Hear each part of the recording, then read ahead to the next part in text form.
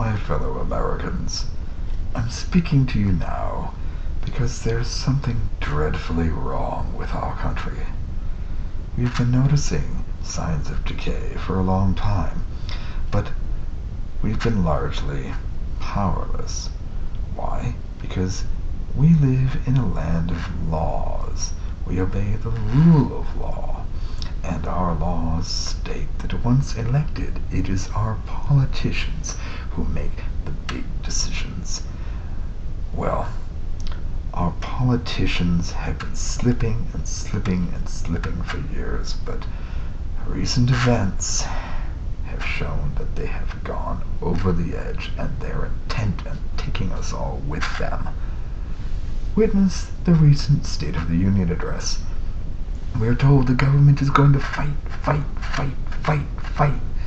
Now, after a year, they're going to fight to save the economy, after having ignored it for large part. Oh, there was some effort made earlier, a band-aid in the form of an extraordinarily expensive bill passed, giving out money, gave some to local organizations like Acorn, gave some to schools, gave a lot to welfare. But where's the money going? Where are these stimulus amounts going? What are they doing for the economy? Well, we've seen that they're not creating jobs. What they're doing is propping up the banks, the corporations. In Washington, in New York, Wall Street, in Detroit, they're propping up the guys who are too big to fail. Meanwhile, the word has been passed and it's been made official that you, Mr. and Mrs. America, are too small to be saved. That's right. You and your friends can lose your jobs, your homes, and your health care by the millions. The government doesn't care because all you do is pay taxes. And you're not giving money to them. Witness the recent change to an arrangement that has been long under fire. Campaign donations are going to skyrocket. Who benefits? You don't. Because it's the same old politicians who are going to be getting the money.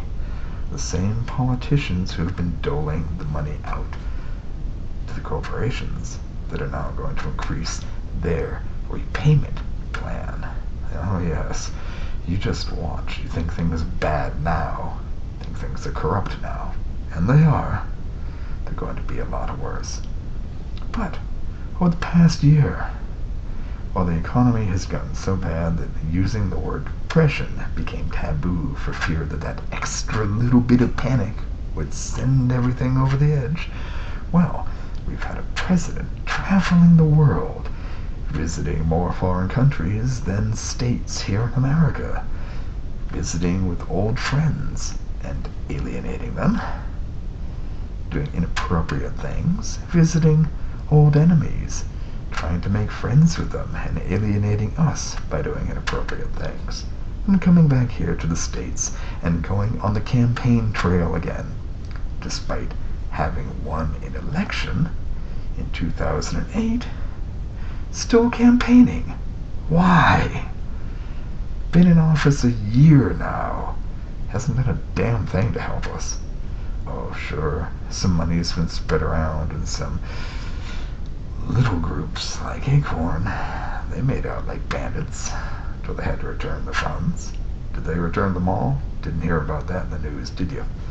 My guess is that they didn't. But even if they did, they shouldn't have received your money to begin with. Well, while they're getting the money and you're getting the pink slips, or eating your liver, wondering when you're going to receive a pink slip, the economy has been left pretty much to chance.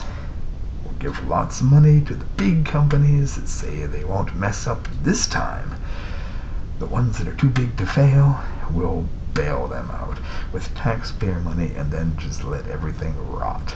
We'll spend the next year griping and grunting about the healthcare industry and the great healthcare crisis that by admission only affects a small percentage of the American population.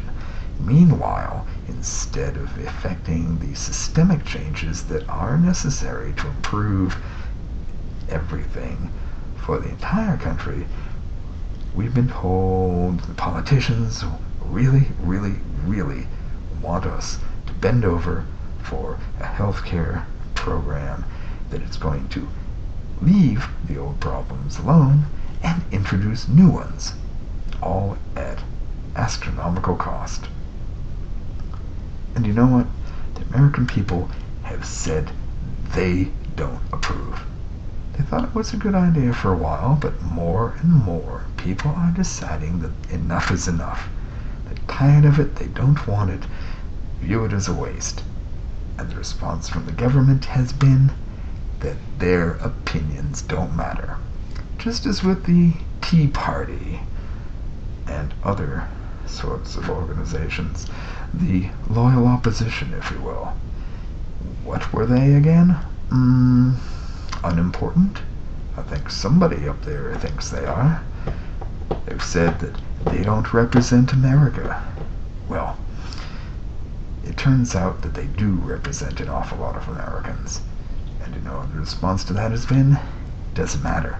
They don't represent the right kinds of Americans, so their opinions don't matter anyway, because they're not going along with what they're told. They're not being good, obedient Americans. They're starting to remember that we have government of, by, and for the people, and that will not do. Not in today's age. No. We've got a president whose own White House blog calls veterans potential right-wing domestic terrorists. We've got a federal government that tells the American people that their opinions do not matter to it. Is this taxation with representation or without? I think you know the answer to that question, and I think you know what we need to do about it. That's right. The great furor that erupted in Washington over the Massachusetts election recently serves as a good indicator of what we need to do. That's right. There's a revolution brewing in my brain, people. And I want to share it with you, as I think a lot of you will think it's a good idea too. Hopefully enough. And even if it's only a few thousand out of a nation of hundreds of millions, that'll be enough. Because that'll show that you're listening, that you're concerned. As long as you're listening, concerned, there's a chance. What I propose is that we use the politicians' fears against them. We give them a taste of their own medicine.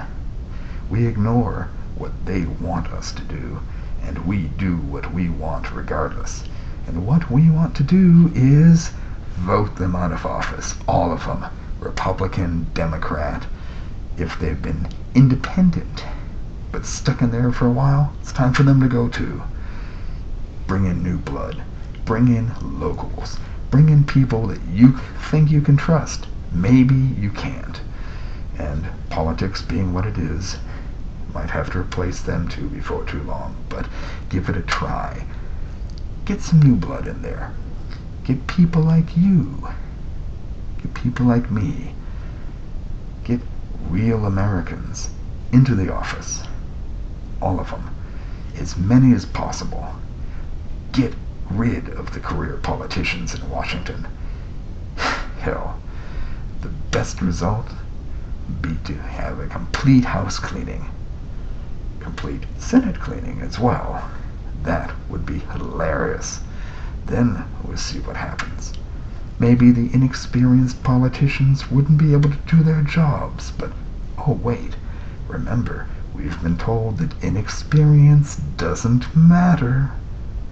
We've got an inexperienced president to show for it. Now, his example isn't necessarily the best, but I think maybe, just maybe, on a wider scale, with more backing from the people and more support shown for the people, maybe it'll work. Anyway, that's all I have for now. I've enjoyed speaking to you. I hope you've enjoyed hearing me. I'll talk to you again soon. Have a good day, and happy voting.